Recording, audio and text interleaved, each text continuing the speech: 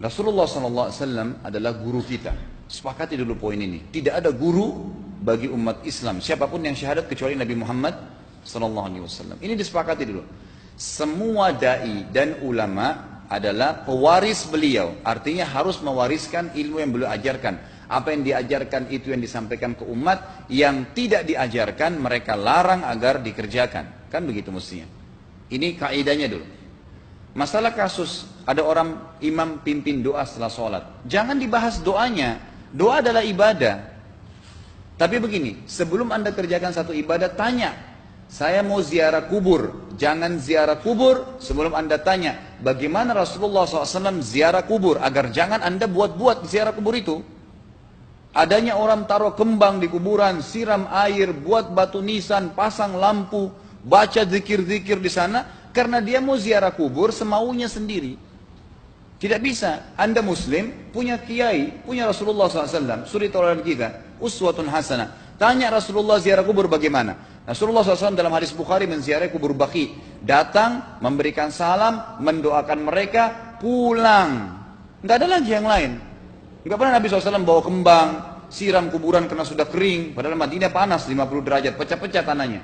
Ada istilah di Indonesia kalau tanahnya pecah, kesian lagi diazab di bawah, kasih air, kasih kembang biar wangi, biar ditaruh kembang yang paling mahal. Kalau dia ahli maksiat tetap disiksa di bawah, gitu kan?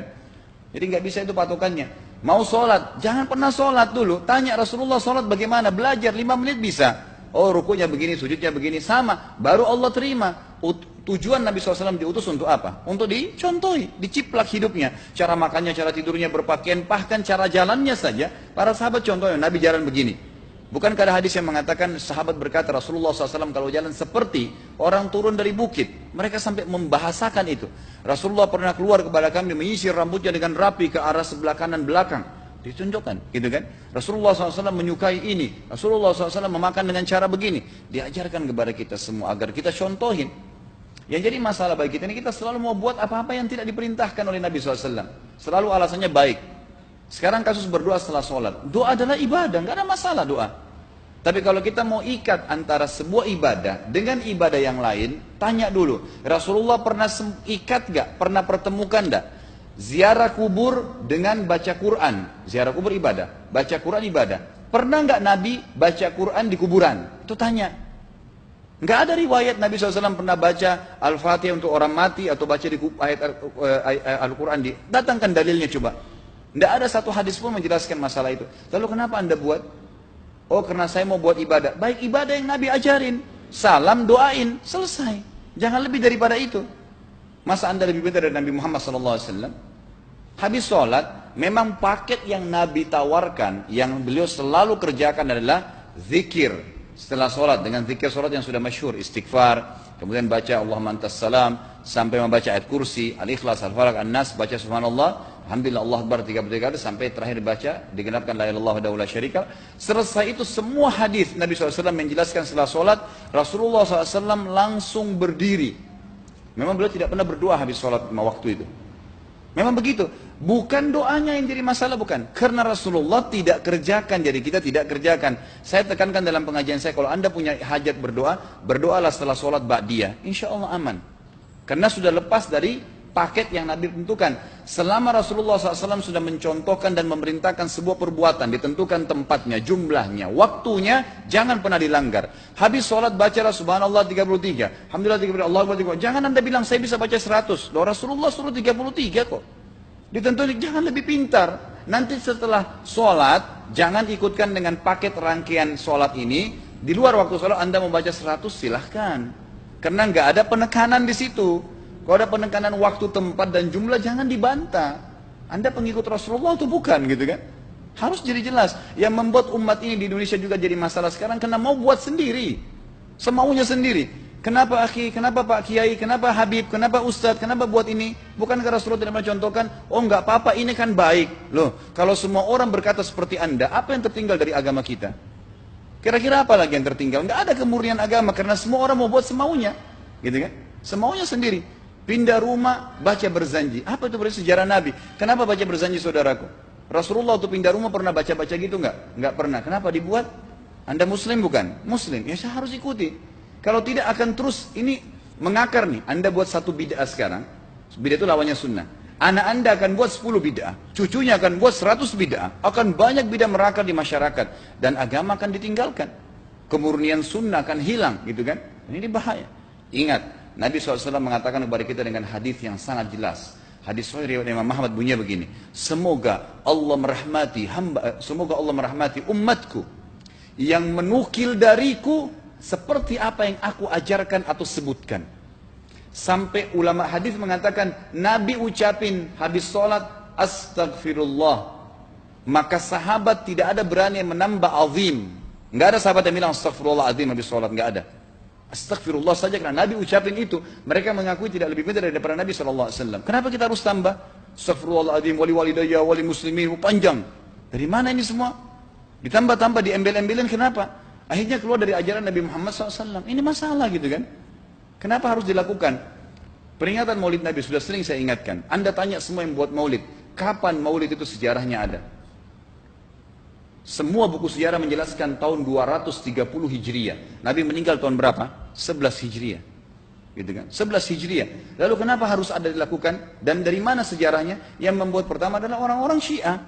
Sejarahnya jelas dari Fatimiyah. Semua buku sejarah sepakat mengatakan bahwasanya maulid munculnya di zaman Fatimiyah. Dinasti Fatimiyah, orang-orang Syiah di Mesir, gitu kan? Dan mereka punya 6 macam maulid yang sampai hari ini masih dikerjakan di Iran. Ada maulid Nabi SAW, Hasan, Husain, Ali, Fatimah, dan raja mereka. Sampai hari ini masih ada. Kenapa orang-orang waktu baca maulid, baca salawat sambil berdiri pegang tangannya taruh di dada? Karena keyakinan orang Syiah, ruhnya Nabi SAW sedang lewat. Anda tahu nggak itu? Banyak orang kita buat tidak tahu. Yang penting bahasa Arab ikut saja, gitu kan? Tidak bisa. Nabi SAW tidak pernah rayakan. Pernah ada yang bilang sama saya, Ustaz, kan Nabi SAW pernah bilang, waktu ditanya tentang puasa Senin, beliau mengatakan hari itulah aku dilahirkan. Terus kenapa? Berarti boleh merayakan ulang tahun hari Senin, gitu kan? Tidak. Nabi SAW cuma menginformasikan bahwasanya beliau lahir di hari Senin. Dan beliau tidak pernah ngumpulin sahabat untuk baca bersama-sama, merayakan hari raya. Beliau tidak pernah. Kalau itu benar, Nabi nggak bakal tinggalkan kok. Ibnu Katsir rahimahullah, garis bawahi poin ini. Ibnu Katsir rahimahullah, dalam tafsir beliau, tafsir Quran Azim. Dan subhanallah Ibnu Katsir ini, kata ulama, hampir semua kalangan golongan itu banyak memakai banyak memakai buku beliau. Walaupun berbeda dari sisi pemahaman yang lain, tapi tafsirnya kebanyakan kembali ke tafsir beliau. Beliau mengatakan tafsir surah Al-Maidah ayat 3 yang bunyinya a'udzubillahi minasyaitonir rajim, al-yawma akmaltu lakum dinakum. Hari ini saya sempurnakan agama kalian, kata Allah. Ya. Wa atmamtu alaikum nikmati. Saya sempurnakan nikmatku pada kalian. Artinya tidak butuh yang lain. Wa raditu lakumul Islam madina. Saya ridho Islam sebagai agama kalian. Kata beliau, ayat ini turun menandakan dan memastikan bahwasanya Nabi Muhammad SAW tidak meninggal dunia kecuali sudah mengajarkan semuanya. Yang hitam, yang putih, yang gelap, yang terang, yang susah, yang muda, ya, semua dijelaskan. Siapa, kata beliau, yang menganggap masih ada sesuatu yang harus ditambahkan setelah Nabi SAW meninggal dan turun ayat ini, maka dia adalah ahli bid'ah. Dia orang yang membuat-buat agama. Nabi sudah ajarkan semua, selesai. Jangan ditambah, jangan dikurangin. Kita tidak lebih pintar dari Nabi SAW. Nabi nggak pernah rayakan hari lahirnya, jangan dirayain, selesai. Emang kenapa kalau kita nggak rayain? Kenapa? Tangan kita terputus? Enggak. Masih banyak ibadah yang disunnahkan gitu. Sama dengan kasus Isra dan Mi'raj. Kejadian besar dalam Islam. Tapi Anda boleh kembali kepada semua buku sirah. Saya tantang semua buku sirah Anda kembali. Insya Allah yang berpegang pada Al-Quran dan Sunnah. Memang ada dasar wahyunya. Maka semua akan menjelaskan. Nabi SAW setelah pulang dari Isra dan Mi'raj tidak pernah mengumpulkan sahabat-sahabat untuk merayakannya setiap tahun. Tidak pernah. Boleh dipelajari iya, setiap hari. Tapi ditentukan tanggalnya lalu dibuat acara. Tidak pernah Nabi SAW buat itu. Lalu kenapa Anda buat? Kalau Anda mau tetap buat, ya silahkan. Itu hak terserah Anda. Tapi saya ngajak kepada Anda kembali kepada kemurnian ajaran Nabi SAW. Kita tidak akan pernah kembali. Kata Syekh Utsaimin rahimahullah, umat Islam ini akan kembali kepada kejayaan mereka kalau mereka betul-betul kembali kepada ajaran Rasul mereka Muhammad SAW. Murnikan ajaran Nabi yang jalankan seperti yang beliau ajarkan, selesai, akan aman. Pasti akan kembali kejayaannya. Kita nggak bisa saling menghardik, saling menyalahkan yayasan ini, organisasi ini, kelompok ini, karena masing-masing mau beristidlal sendiri, mau menjalankan sendiri hukum-hukum agama ini, bukan mengikuti sunnah Nabi SAW. Jemaah haji kita, jemaah umrah, datang ke Mekah, tur dalam kota Mekah, naik ke gunung untuk lihat Gua Hira. Kenapa naik ke Gua Hira? Oh, Rasulullah pernah di sini. Baik, saya jelaskan. Nabi Muhammad SAW ke Gua Hira sebelum turunnya wahyu. Dan beliau terakhir sekali di Gua Hira pada saat menerima Iqra bismi rabbikal ladzi khalaq. Itu saja. Setelah kejadian itu, beliau turun dari Gua Hira, dari waktu itu sampai meninggal, Nabi SAW tidak pernah ke Gua Hira lagi dan tidak pernah suruh sahabatnya ke Gua Hira. Kenapa anda ke Gua Hira? Sampai naik 3 jam ada yang jatuh mati. Karena jahil, tidak tahu pemahaman agamanya. Nggak bisa begitu. Cukup dikenang iya. Kecuali Nabi SAW suruh, datangilah Gua Hira. Ya silahkan. Gitu kan? Kalau enggak, kan begitu. Masalah Isra Mi'raj, saudaraku, kejadian besar. Ambil ibrohnya, yang penting ilmunya. Oh, salat 5 waktu, kejadiannya pernah gini. Ada kebesaran Allah, ambil pelajarannya iya. Yang Nabi tidak contohin, maka jangan dikerjakan. Hanya itu saja. Zikir bersama, di sini ditanyakan juga zikir bersama. Nabi SAW disebutkan dalam hadis Bukhari, kalau berzikir habis sholat, beliau membaca zikir tertentu, sahabat baca zikir tertentu, sahabat baca zikir tertentu. Jadi Nabi SAW tidak pernah paksain. Enggak pernah Nabi misalnya baca ayat kursi, harus semua sahabatnya ikut ayat kursi, enggak. Nabi SAW baca ayat kursi, si fulan baca al-ikhlas, si fulan baca subhanallah, masing-masing. Dan ingat, Allah SWT mengatakan apa? Tentang masalah zikir dan doa ini. Ya. Dikatakan, ya, kita harus berdoa kepada Allah, ya, wadunal jahri minal qawli bil gudui wal asal, wala takum minal ghafilin.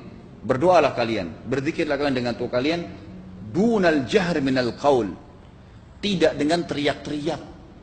Allah berfirman dunal jahr, tidak teriak-teriak, ya. Dan janganlah kalian menjadi orang-orang yang lalai. Makanya pernah ada sahabat waktu Nabi SAW berkata begini dalam hadis Bukhari juga, waktu pulang dari salah satu perjalanan, kalau kalian sedang menukik kuda, unta lagi menukik, bertakbirlah, bilang Allahu Akbar. Kalau kalian sedang turun menuruni sebuah lembah, bertasbihlah, bilang subhanallah. Ada satu sahabat Badui, orang dari padang pasir, semangat dia jalankan sunnah Nabi. Waktu kudanya lagi naik, Allahu Akbar, dengan suara keras dia teriak. Jalankan sunnah kan? Tapi teriak ya.